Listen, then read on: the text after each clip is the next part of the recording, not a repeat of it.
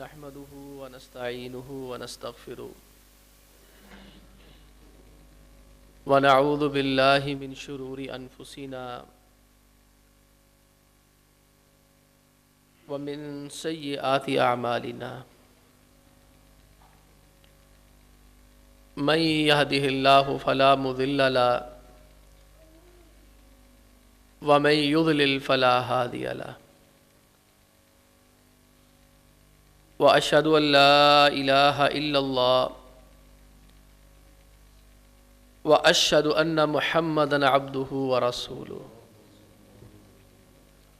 أما بعد فإن خير الحديث كتاب الله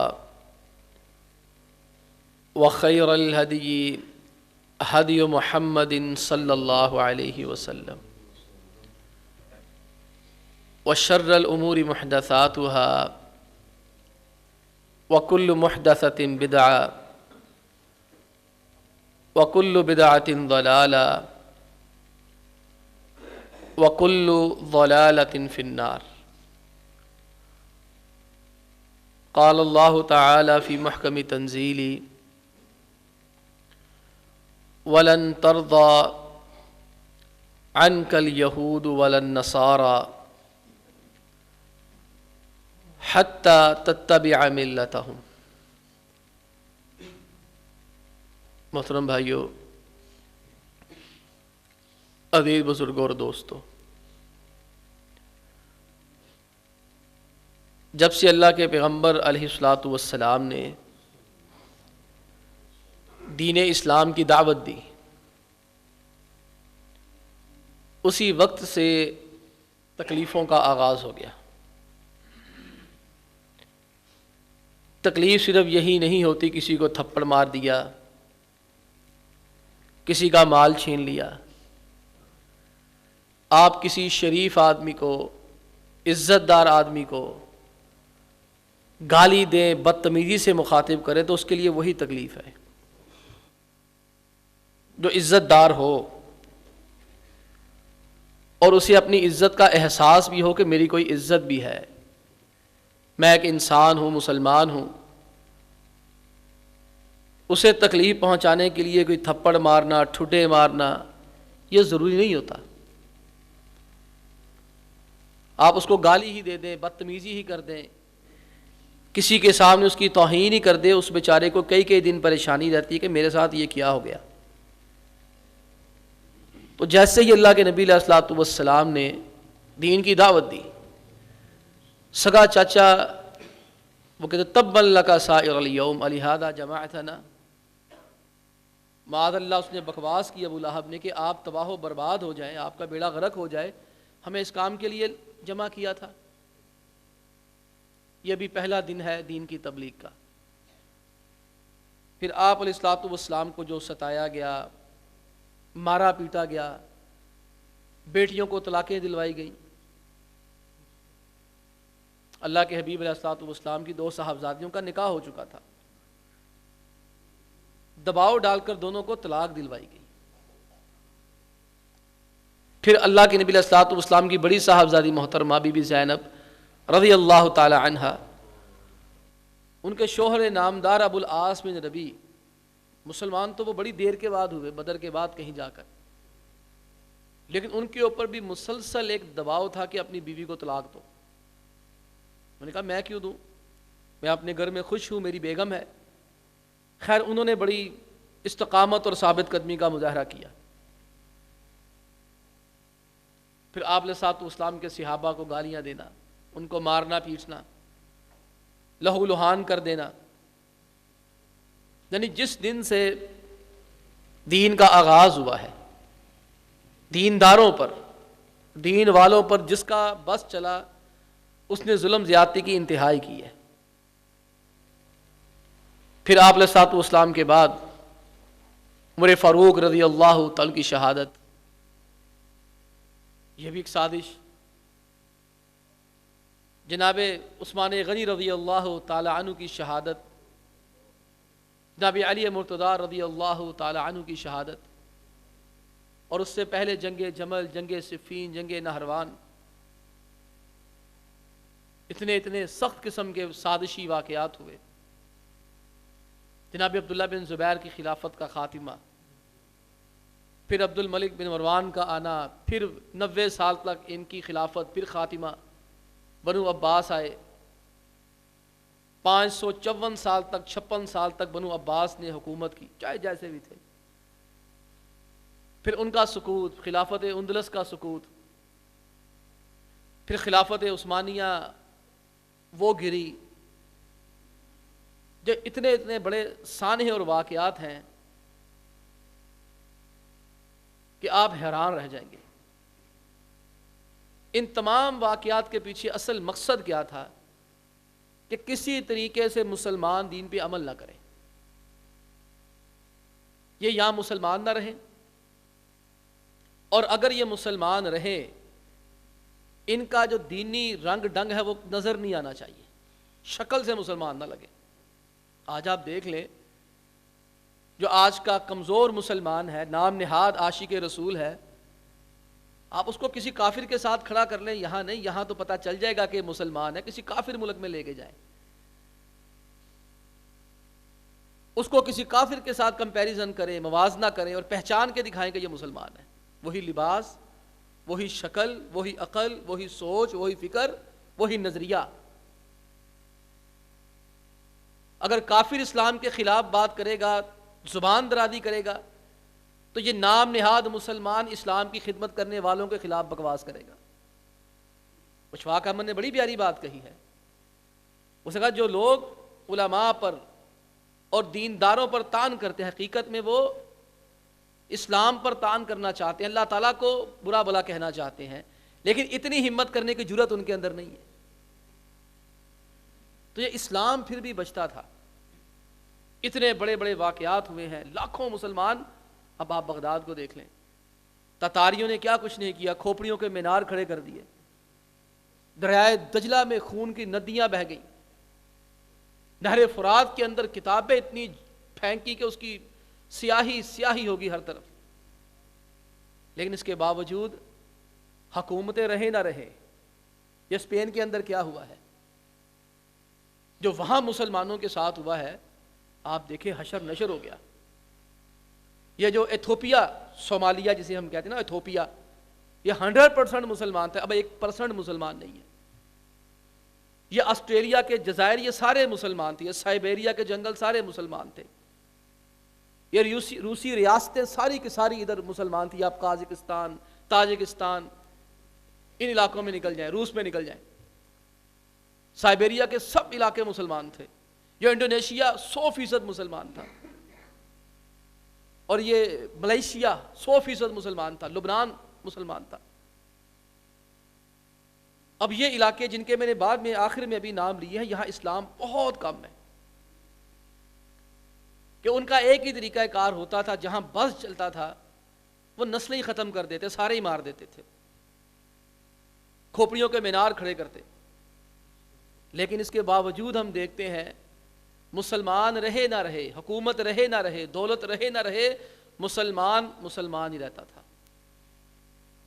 تاتاریوں کے فتنوں سے بڑا کون سا فتنہ ہوگا جو امت کے اوپر آیا ہوگا. لیکن اقبال کہتا ہے ایاں یورش تاتار کے افسانے سے، پاسباں مل گئے کعبے کو صنم خانے سے، تو نہ مٹ جائے گا ایران کے مٹ جانے سے. اقبال نے بڑی پیاری منظر کشی کی ان واقعات کی اپنے نا جواب شکوہ میں، شکوہ کے اندر، کہ مسلمان رہتا تھا، اسلام رہتا تھا.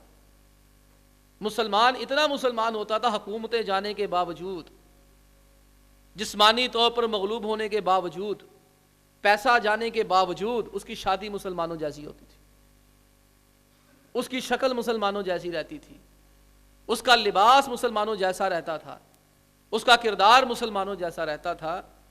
لیکن دشمن نے بھی پھر دیکھا، اس نے کہا یار ان کو مارتے جا رہے ہیں، یہ بجائے مغلوب ہونے کے یہ ہمیں مسلمان کر لیتے ہیں.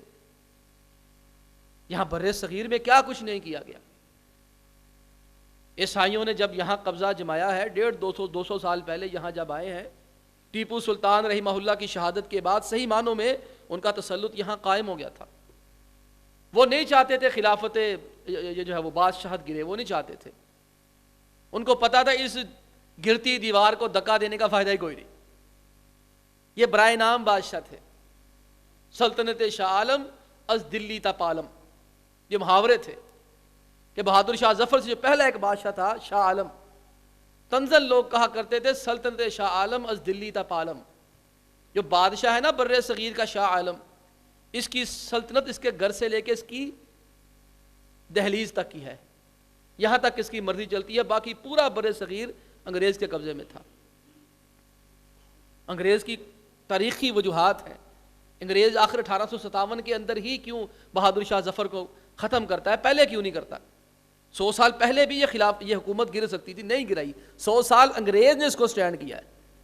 انگریز نے سہارا دے دے کر اس بر صغیر کی بادشاہت کو ختم نہیں ہونے دیا. جب اس نے دیکھا اب مجھے اس کی ضرورت نہیں ہے، اس نے اٹھا کے باہر پھینک دیا. اب آپ دیکھیں کہ میں نے عرض کیا 1450 سالہ ہماری تاریخ ہے، 1300 سال کی تاریخ ایسی ہے، 1250 سال کی تاریخ ایسی ہے کہ مسلمان جو مرضی ہوتا تھا رہتا مسلمان ہی تھا. حکومت نہیں بھی رہی، اس کی شادی اسلامی ہے، اس کے بچے اسلامی ہیں، اس کی تعلیم اسلامی ہے، جو مرضی ہو جائے. مسلمان کی زبان عربی رہتی تھی. عربی زبان ہونے کی وجہ سے ہر مسلمان عربی زبان بولتا تھا، ہر مسلمان عربی زبان جانتا تھا، ہر مسلمان عربی زبان پڑھتا تھا. اس کا ڈائریکٹ شریعت کے ساتھ ایک تعلق تھا. اسے مسئلے مسائل سمجھنے کے لیے، قرآن پڑھنے پڑھانے کے لیے کسی مولوی کی ضرورت پڑتی نہیں تھی. وہ چھوٹے چھوٹے معاملات میں اپنے گزارے خود ہی کر لیا کرتا تھا. پھر یہ کیا بن گیا بھائی؟ بنا کیا ہے؟ انہوں نے یہ دیکھا کہ ان مسلمانوں کے جسم فتح کرنے کا فائدہ ہی کوئی نہیں ہے. اچھا کیا کیا جائے؟ یہ 1832 میں جب انگریز نے اچھی طریقے سے اپنی طرف سے تمام لوگوں کو شکست دے دی، آ کے وہ سیدین شہیدین کی جماعت تھی، سید اسماعیل شہید رحمہ اللہ اور سید احمد شہید رحمۃ اللہ علیہ، ان کی جماعت تھی، وہ بھی تقریباً بالا کوٹ کے اندر ساری شہید کر دی گئی. اگلی قوت تھی رنجیت سنگھ. انہوں نے کسی نہ کسی طریقے سے، ایک گنڈے تھے، بدماش تھے، موالی تھے سکھ.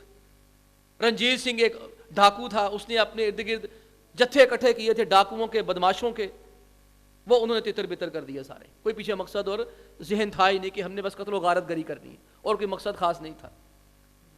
انگریز نے جب یہاں قبضہ جمایا 1832 کے اندر، ان کی ایک میٹنگ ہوتی ہے. اس میٹنگ کے اندر کہتے ہیں کہ کیا وجہ ہے، پوری دنیا پہ قبضہ کیا ہے، کوئی ہمارے خلاف کھڑا نہیں ہوتا. یہ واحد بر صغیر ایسا خطہ ہے، ہم ایک بندے کو دباتے ہیں، اگر بالا کوٹ کے اندر تو تیتو میر شہید بنگال کے اندر کھڑا ہو جاتا ہے.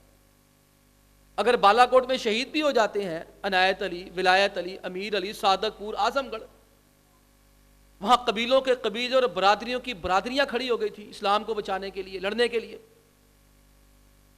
ان کا پھر تھا وزیر تعلیم لارڈ میکالے. یہ وہ لارڈ میکالے وہ ہے جس کا دیا ہوا نظام تعلیم آج بھی میرے ملک کے اندر 200 سال کے بعد بھی اسی طرح رائج ہے. اس نے پھر 2 سال تک بر صغیر کا جائزہ لیا، بر صغیر کی ذہنیت دیکھی، پڑھی، اور اس نے پھر جو جائزہ پیش کیا 3 پوائنٹ اس نے بیان کیے، 5 بیان کیے، 3 اس نے جو چیزیں سر فہرست رکھی. اس نے کہا پہلی بات تو یہ ہے ان کا نظام تعلیم بہت ہی شاندار ہے، بہت شاندار نصاب تعلیم ہے ان کا، کیونکہ ان کے ہاں فارسی اور عربی بہت زیادہ ہے. ان کا سارا تعلیمی نظام فارسی اور عربی کے اندر ہے. اس وجہ سے ہمیں پتہ ہی نہیں یہ کرتے کیا ہے، پڑھتے کیا ہے. اردو زبان اس وقت تک آئی نہیں تھی، یہ 1857 کے بعد باقاعدہ لائی گئی ہے. اس سے پہلے سرکاری زبان فارسی تھی. جب یہ گیا تھا، یہ بادشاہ کا نام جیسے ہمیوں گیا تھا، نادر شاہ کو لے کے آیا تھا یہاں پہ. پھر نادر شاہ نے بیٹیاں دی اور یہاں پر رافضیت کو پھیلایا، اور یہاں بھیجا ایرانیوں کو کہ ان کو کرو رافضی سب کو. لکھنؤ، حیدرآباد سارا ہوا. اس وقت فارسی ہے، اس سے پہلے عربی تھی. انہوں نے کہا سب سے پہلے تو ان کا نصاب تعلیم بدلو. ان کی زبان بدلو، کہ جو قوم اپنی زبان سے محروم ہو جائے گی نا، پھر اپنی زبان میں جو مرضی پڑھاؤ تمہیں پتا ہوگا وہ کیا کر رہے ہیں، تمہیں سارا پتا ہوگا۔ اور اگلی بات اس نے کہی کہ اصل مصیبت یہ ہے، ان کا جو سارے کا سارا نظام تعلیم ہے، نصاب تعلیم ہے، یہ تو مولوی کے ہاتھ میں ہے۔ ان کی کالج، ان کی یونیورسٹیاں، ان کے ادارے، ان کے جو ہے وہ عدالتیں، ان کا محکمانہ جتنا سسٹم ہے، وہاں پر تو ہر مولوی بیٹھا ہوا ہے۔ مولوی کی ڈگری ختم کر دو جی، دیکھا یہ مولوی کی بڑی مانتے ہیں، ان کے دلوں سے نا مولوی کی عزت کھینچ لو، یہ اس کا احترام نہ کریں، لحاظ ہی نہ کریں۔ یہ 30 سال بھی اس کے پیچھے نمازیں پڑھتے رہیں، اس کو گالی دے کے جائیں گے۔ ذرا سی 30 سال نمازیں پڑھنے کے بعد 1 سیکنڈ اوپر ہو گیا، 1 منٹ اوپر ہو گیا، وہیں پہ شروع ہو جائیں گے۔ اس نے ذہن بنایا باقاعدہ، یہ 200 سال کی محنت ہے بھائی، یہ میرے ایک جمعے سے ختم نہیں ہونی، یہ میری ایک تقریر سے ختم نہیں ہونی، یہ ایک دفعہ سن کے ختم نہیں ہونی۔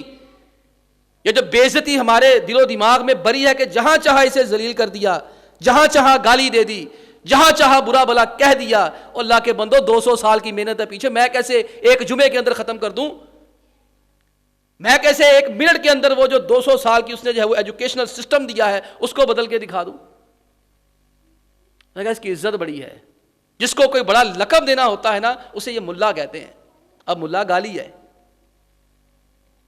جہاں عزت ہے ملا کی وہ افغانستان ہے، ملا عمر۔ وہ پریزیڈنٹ کو، اپنے صدر کو کیا کہتے ہیں؟ ملا۔ اب بھی اگر افغانستان کا صدر ہے ملا اخوند زادہ، یہاں سفیر بن کے ہے ملا عبدالسلام ضعیف۔ اب ان کے جو لیڈر ہیں بڑے بڑے، جا کے امریکہ کے ساتھ، دنیا جہاں کے ساتھ قطر میں بیٹھ کے سفارتکاری کرتے ہیں، ان کے ساتھ بات چیت کرتے ہیں، ان سب کے نام کے ساتھ آپ کو ملا نظر آتا ہے۔ اتنی بڑی داڑھی، اتنی بڑا پگڑ، شلوار ٹخنوں سے اونچی، پھٹی ہوئی جوتی، وہ جا رہا ہے جی دنیا سے مذاکرات کرنے کے لیے، اور نام کے سامنے کیا لکھا ہے؟ ملا۔ یہ انہوں نے ایک نام بادشاہ کو، صدر کو، وزیر کو نہیں ملتا تھا، یہ دنیا میں اس وقت بر صغیر میں سب سے عزت والے بندے کو مولوی صاحب کہا جاتا تھا۔ پہلے تو اس لفظ کی نا اس کی نا ان کے دلوں میں نفرت پیدا کرو، یہ لفظ عزت کا ہے، اس کو تحقیر کا بناؤ۔ اور تیسرا کام اس نے کہا ان کی تو مولویوں کی تو تنخواہیں بڑی ہوتی ہیں، ان کی تو معیشت ہی بڑی سٹرونگ ہے، ان کی معیشت کا بیڑا غرق کرو۔ یہ مولوی صاحب جب پڑھ کے کہیں سے آتے ہیں نا، بادشاہ سلامت متاثر ہو جاتے ہیں، تو بادشاہ سلامت اسے جو 400 مربع زمین دے دیتا ہے، ویسے مولوی صاحب جاؤ باؤ، مدرسوں کا سسٹم بناؤ یہاں پہ۔ پہلے ایسا نہیں ہوتا تھا، مولوی صاحب اپنی مدرسے میں مسجد میں بیٹھے ہوئے ہیں،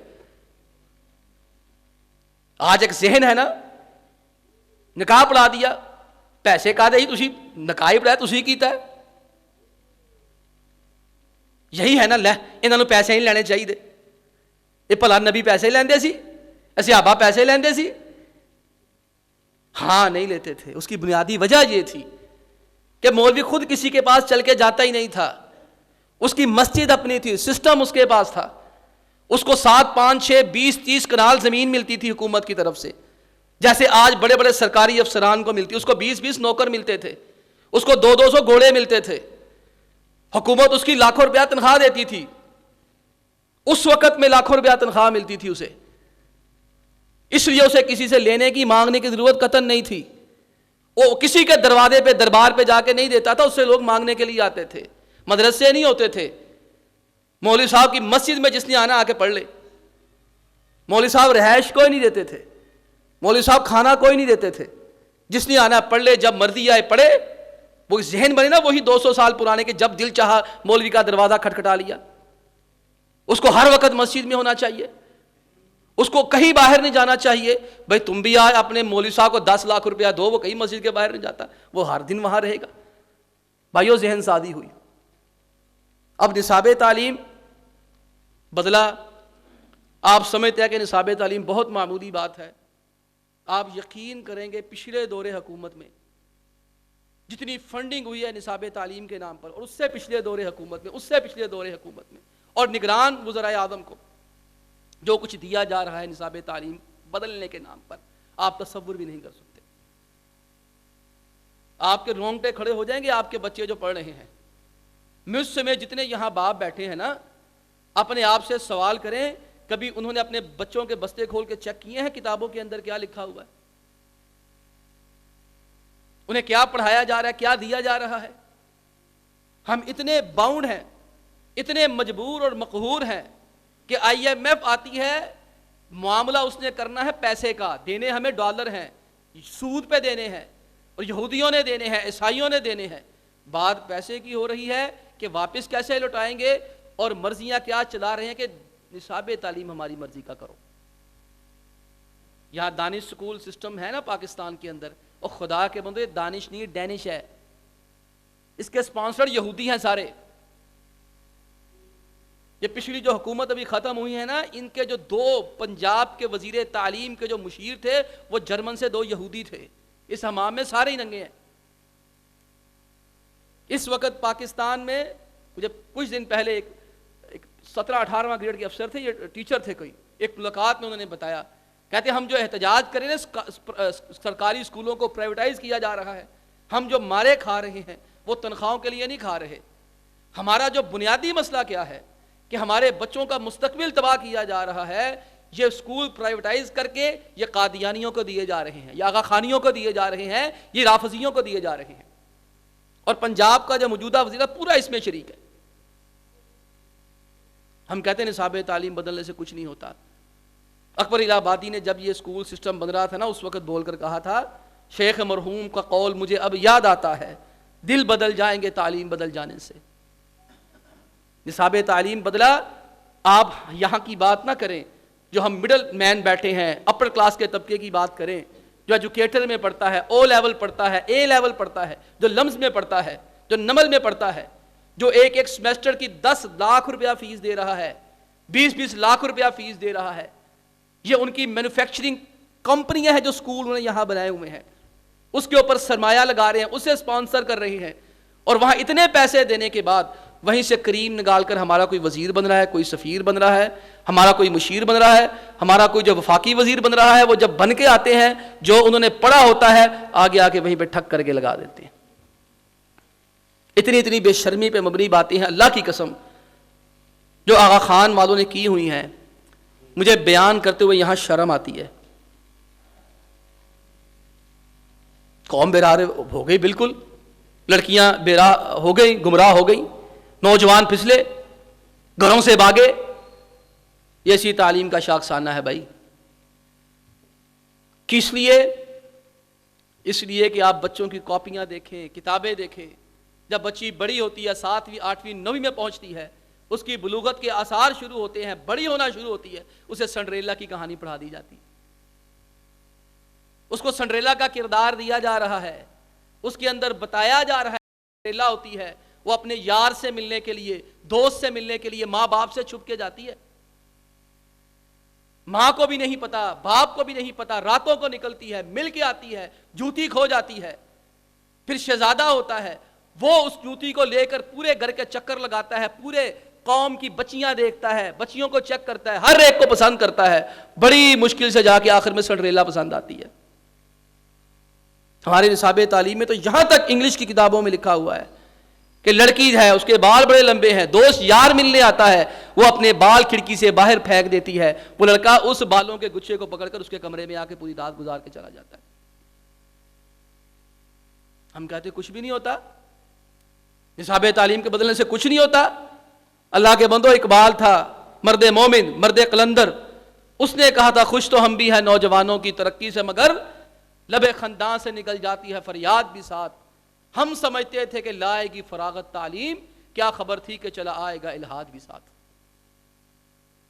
یہ میری جو نوجوان نسل دین سے بیگانہ، مولوی سے بیگانہ، دین سے متنفر، جمعے سے متنفر، ٹی وی پہ بیٹھ کے کہتے ہیں کہ مولوی صاحب کو آتا ہی کیا یوسف کے قصے کے سوا، یہ وہی سردہ باتیں کرتے ہیں، پرانی باتیں کرتے ہیں، یہ وہی 200 سال 300 سال پرانی تقریریں ہمیں سناتے ہیں، یہ سال پہلے بھی کر چکا ہے، 1.5 سال پہلے بھی یہی تھی، تو بتاؤ تمہیں یاد ہوئی ہے؟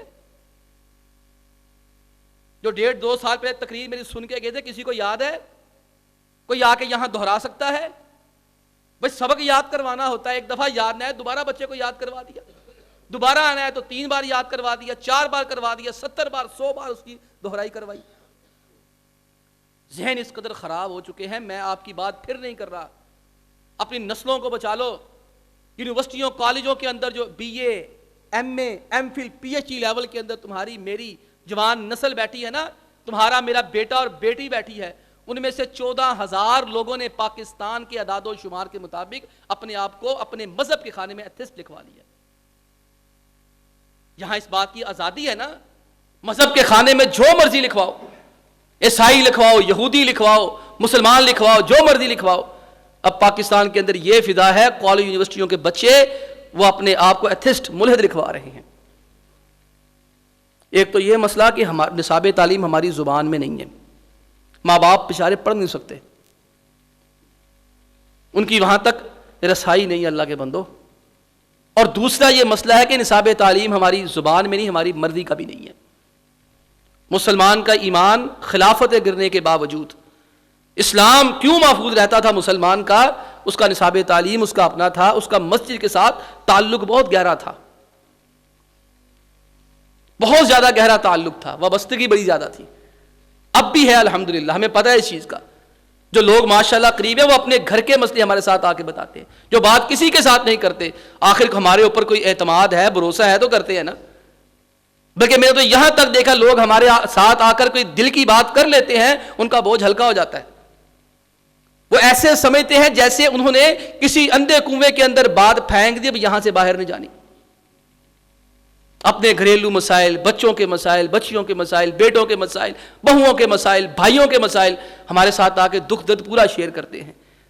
لیکن یہ پہلے بہت زیادہ تھا، کیونکہ یہاں نفسیات یہاں درست ہو جاتی تھی. ان کو نہ میڈیسن کی ضرورت پڑتی ہے، جس کے پاس رونے کے لیے کندھا ہوتا ہے نا، اپنا دکھ درد بیان کرنے کے لیے کوئی بندہ ہوتا ہے، اسے یہ رات کو گولیوں کے پھکے مارنے کی ضرورت نہیں پڑتی. اسے اللہ کے بندے کو کسی جو ہے وہ نیورو سرجن کے پاس جانے کی ضرورت نہیں پڑتی، اپنا نفسیاتی علاج کروانے کی ضرورت نہیں پڑتی. کیوں؟ اپنا غم باہر پھینک دیتا ہے. یہ تعلق بھی اللہ کے بندوں کمزور ہو گیا. جو قوم میں جنہوں نے ترقی کی ہے اس وقت جاپان کا نام ہے. جب ہیروشیما ناگاساکی کے اوپر ایٹم بم برسائے گئے نا، جاپان سے زیادہ دنیا میں جنگجو قوم کوئی نہیں تھی.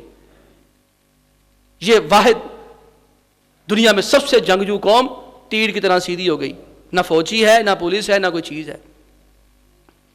جب ان کی بادشاہت کا خاتمہ ہوا، ان کے ساتھ نا وہ گفتگو ہو رہی تھی امریکن سفیر کی، اس نے سارا کچھ منوا لیا. نصاب تعلیم پہ آ کے نا جاپانی حکومت لڑ گئی. اس نے کہا نہیں، نصاب تعلیم ہمارا ہوگا، ہماری زبان میں ہوگا. لوگوں نے اس وقت نے اس کو معمولی سمجھا کہ شاید یہ کوئی معمولی بات ہے. نصاب تعلیم میں کیا رکھا ہوتا ہے، اپنی زبان میں کیا رکھا ہوتا ہے. آج میں اس بات کا رونا نہیں روتا کہ ہمارے نوجوان کو عربی بولنی نہیں آتی. اللہ کے بندو، ہماری مادری زبان اردو بولنی نہیں آتی. چلے اردو ہماری قومی زبان ہے، اس کا رونا بعد میں رو لے. ہمیں اپنی مادری زبان پنجابی بولتے ہوئے شرم آتی ہے. ہم ایسے بندے کو ان ایجوکیٹڈ سمجھتے ہیں جو اپنی مدر لینگویج بولتا ہے، جو اپنی ماں بولی بولتا ہے، پنجابی ٹھیٹھ پنجابی بولتا ہے. اس کو غصہ آتا ہے، ہمیں گھر میں غصہ آتا ہے، بچہ پنجابی بولتا ہے، منہ پہ کس پہ تھکڑ لگاتے ہیں، اوے تو پنجابی کا تو بولی، خبردار یہ پنجابی بچے سامنے کسی نے بولی. دیکھیں نا، ہم ذہنی طور پر مرعوب ہو گئے. لیکن وہی ہمارا بچہ good bye, tata, see you again پڑھے، کہتے ہیں دیکھیں نا ماشاءاللہ ٹاٹا بول کے دکھاؤ، گڈ بائے بول کے دکھاؤ، گڈ نائٹ بول کے دکھاؤ. بھئی یہ ذہنی غلامی اسے کہتے ہیں عزیزو. جاپان نے یہ ذہنی غلامی قبول نہیں کی. میں تعلیم کا مخالف نہیں ہوں، میں زبانوں کا مخالف نہیں ہوں. اللہ کے فضل سے مجھے عربی بھی آتی ہے، اللہ کے فضل سے اردو بھی آتی ہے، انگلش بھی تھوڑی بہت آتی ہے، فارسی بھی آتی ہے. پنجابی تو اپنی زبان ہے، فارسی بھی سیکھی ہم نے. ہر انسان آسانی سے 5 زبانیں سیکھ سکتا ہے. ایز اے لینگویج سیکھنے میں کوئی مسئلہ نہیں ہے. بطور زبان سیکھے، بطور غلام نہیں سیکھنی. مرعوب نہیں ہونا. مرعوب ہونا ہے تو صرف عربی سے یا اردو سے جو ہماری قومی زبان ہے اسی سے محبت ہے. سیکھیں سارا کچھ. انہوں نے جناب والا وہاں سے اپنا نصاب تعلیم دوبارہ بنایا، 100 بچوں کو پڑھایا. ان 100 بچوں کو بھیجا دنیا کی مختلف یونیورسٹیوں میں، مختلف اداروں میں، مختلف مضامین اور سبجیکٹ میں پی ایچ ڈی کروانے کے بعد ہر بچے کو واپس بلا کر ایک یونیورسٹی بنا کے دی. اور ان 100 بچوں کی ذمہ داری لگائی کہ تم نے 100 200 بچہ تیار کرنا ہے. اللہ کے بندو، جاپان آج ان 100 بچوں کے اوپر کھڑا ہے جن کو دوسری جنگ عظیم کے بعد لے کر ان کے اندر وطنیت بھر کر انہیں باہر بھیجا گیا تھا. اب یہاں سے بچہ پڑھتا ہے، واپس نہیں آتا، پی ایچ ڈی کرتا ہے، بڑا افسر بنتا ہے، وہ یہاں آنے گوارا ہی نہیں کرتا. وہ کہتے سارے تو گوار اور جاہل ہیں. اس کو ماں باپ بھی گوار لگتے، بہن بھائی بھی جاہل لگتے، سارا علاقہ اور محلہ اسے جاہل لگتا ہے. وہ یہاں آنا گوارا ہی نہیں کرتا. آتا ہے 5-4 دن کے لیے آتا ہے. ابو مرا تو آ گیا چلا گیا جنازہ پڑھ کے، امی مری تو آ گیا جنازہ پڑھ کے چلا گیا، نہ کسی سے ہاتھ ملا، نہ کسی سے سلام، نہ دعا. وہی ان کا معیار زندگی اتنا اونچا ہو گیا ہے. وہ اس زبان کے اندر ہوا جس نے اس کو غلام بنایا تھا، اپنی زبان کے ساتھ محبت ہی نہیں. پڑھے لکھے لوگ تو وہاں پر ہیں. ان لوگوں کے اوپر آج جاپان کھڑا ہے. بھائیو، آج ہمارے پاس دیکھ لیں، مسلمانوں کے پاس کوئی ایسا ادارہ ہے؟ وقت ختم ہو رہا ہے، میں بات کو ختم کرتا ہوں. آج یہودیوں کی بات بھی ہوئی، ہمارے ایک بھائی پہلے آئے، بڑے پریشان، سارے پریشان ہیں. اعداد و شمار ہمارے پاس صحیح نہیں ہے. یہ کوئی 15-20 ہزار لوگ شہید نہیں ہوئے. اللہ تعالیٰ کرے کہ ہماری بات غلط ہو، یہ 40-50 ہزار سے آگے کی باتیں ہیں. اللہ ان کی حفاظت فرمائے. آپ کو پتہ ہے آج تک یہودیت کیوں بچی ہوئی ہے اتنا تھوڑے ہونے کے باوجود؟ ان کی عبرانیہ یونیورسٹی ہے ایک. اس عبرانیہ یونیورسٹی میں خاص لوگوں کو داخلہ ملتا ہے، کریم کو، اور اس میں 4 سال پڑھائی ہوتی ہے. 18 گھنٹے روزانہ پڑھتے ہیں اور 4 سال تک 18 گھنٹے تعلیم ہے. اور اس بچے کو 4 سال تک اس ادارے سے باہر جانے کی اجازت نہیں ہے. جو ایک دفعہ اندر چلا گیا وہ 4 سال سے پہلے گھر سے گھر نہیں، کسی کو نہیں ملے گا، نہ کوئی دنیا سے رابطہ ہے. آپ دل پہ ہاتھ رکھ کے بتائیں، میں نے، آپ نے، ہماری قوم میں، میرے گھر میں کتنے ایسے بچے ہیں جو 4 سال تک 18-16 سال پڑھے، 18-16 گھنٹے روز پڑھے؟ شکوہ بنتا نہیں ہے. اس لیے گزارش میری آخر میں یہی ہے، اپنے بچوں کے نا بیگ اور بستے چیک کیا کریں. اگر ان کے بیگ بستے چیک کرنا ہمارے اختیار میں نہیں نا، اللہ کے بندوں ان کی اسلامی تربیت کریں، ان کو اسلام سے وابستہ کریں، مسلمان بنائیں. صحیح معنوں میں سارے مسلمان ہیں لیکن کمزور ہیں ہم. کسی کی اسلام کی میں نفی نہیں کر سکتا، نہ میرے ادھر ہمت ہے، نہ کرنی چاہیے. سارے ہی مسلمان ہیں لیکن ہماری ذات سے اسلام کو فائدہ بہرحال کوئی نہیں. مجھ سمیت جتنے ہم یہاں بیٹھے یہ کام کر لیں. اگر نہیں کر سکتے، اللہ کے بندو ایک بچے کو عالم دین بنا دو، اپنے خاندان سے ایک بچے کو بنا دو. اللہ کی قسم کھا کر کہتا ہوں، تمہارے خاندان کے جنازے بھی پڑھا دے گا، نکاح بھی پڑھا دے گا. تمہارا اپنا بچہ ہوگا، اپنے ہاتھوں کا جوان ہوا ہوگا. تمہارے لیے، تمہارے علاقے کے لیے ایک ہی بچہ صحیح معنوں میں پڑھ جائے نا، وہ 15-10-20 محلوں کے لیے میرے خیال میں کافی ہے. لیکن پڑھے صحیح معنوں میں پڑھے، انا حافظ نہ ہوئے، پڑھے صحیح معنوں میں، صرف محنتی ہو. اگر نہیں کر سکتے، یہ بات بہت مشکل ہے، تو کم از کم اہل علم کے ساتھ، صحیح اہل علم کے ساتھ اپنا تعلق مضبوط کریں، ان سے وابستگی اختیار کریں. ان کا جو ہے وہ ناجائز طور پر ان کے ساتھ زیادتی نہ کرے. غلطیاں ہم سے بھی ہوتی ہیں، ان سے بھی ہوتی ہیں، لیکن کوئی معقول وجہ ہو تو پھر ہے نا. ہر بات کا بتنگڑ نہ بنایا جائے، یہ مناسب نہیں ہے. اس طرح دوریاں پیدا ہوتی ہیں، آپ کا بھی کچھ نہیں جاتا، ہمارا کچھ نہیں جاتا، درمیان سے نا اسلام نکل جاتا ہے. میں پہلے یہ کہا کرتا تھا، جو بندہ علماء کی توہین کرتا ہے نا، اللہ اس کے بچوں میں دین نہیں رکھتا، اس کے گھر سے دین اللہ اٹھا لیتا ہے. بھئی پوچھنا اس سے ہے نا، جب اس کے ساتھ تعلق ہی نہیں ہے تو پھر پوچھنا کس سے دین گیا. میں کچھ دن پہلے علامہ زرنوجی رحمۃ اللہ علیہ، بہت بڑے حنفی عالم دین، ان کی ایک میں کتاب پڑھ رہا تھا. انہیں کتاب کو اتنا، میں کہتا ہوں، سخت جملہ لکھا، میں حیران رہ گیا. فرمایا کہ جو بندہ علماء کی توہین کرتا ہے، اللہ تو اس کی 7 نسلوں سے دین کا علم چھین لیتا ہے. اللہ نہ کرے ہمارے ساتھ ایسا ہو، ہم ایسے ہیں نہیں، نہ ہمارے ساتھ ایسا ہو. لیکن بھائیو کم از کم ایک وقف کریں، آپ کی مہربانی ہے، جس کے اوپر صحیح معنوں میں محنت کریں. نہیں کر سکتے، کسی ایسے بندے کے ساتھ آپ کا ذاتی تعلق ضرور مضبوط ہونا چاہیے کہ جب آپ کا دین ڈگمگائے، کوئی پریشانی ہو، دین آگے پیچھے ہونے لگے، کوئی جواب نہ آئے، کم از کم آپ کو اتنی تسلی ہو کہ وہ بندہ میری رینج میں ہے، میں نے اس کو ملنا ہے تو میرا مسئلہ حل ہو جانا ہے. اللہ تعالی ہماری حفاظت فرمائے، اللہ ہمارے بچوں کی حفاظت فرمائے. وآخر دعوانا الحمدللہ رب العالمین.